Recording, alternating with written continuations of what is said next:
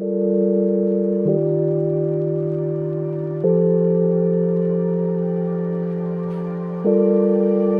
swapping out the radiator.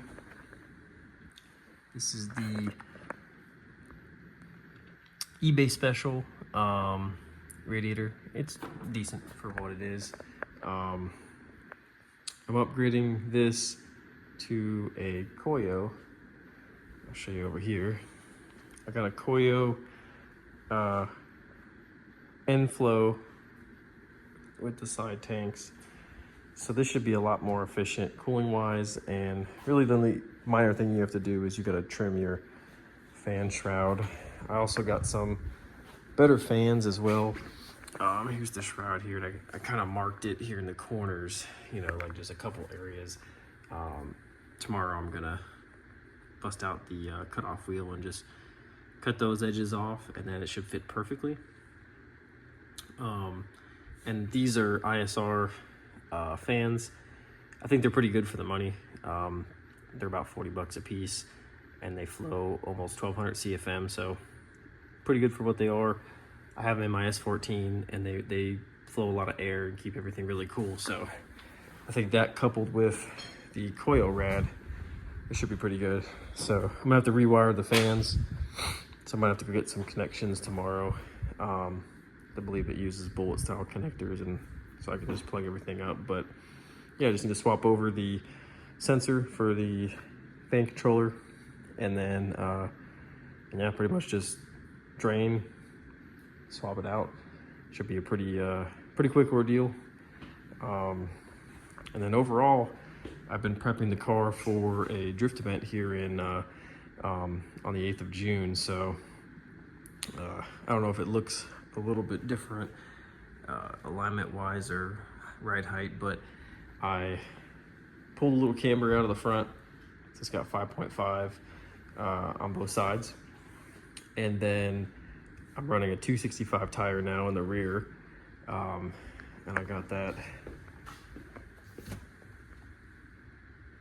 all set up.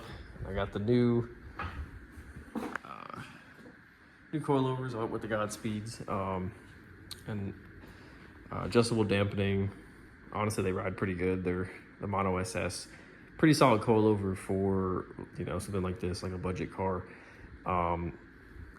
Another thing that I did recently too, I modified the skid plate a little bit so that it fits better.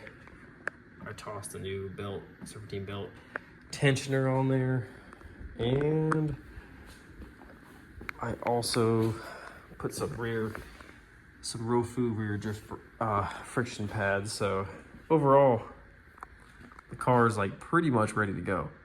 I don't know how it's gonna drive, honestly, with the 265s, but we're gonna find out. It should drive pretty good. I think it's gonna be gripped up a lot more. And then, oh yeah, another thing that I did here, you can see, is the high clearance GK Tech sway bar.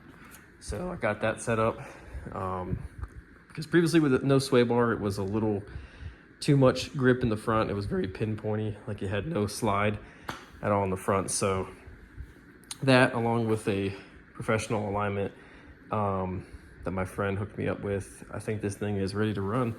Just got the KoyoRad in place. Pretty much all done. Hose is back on.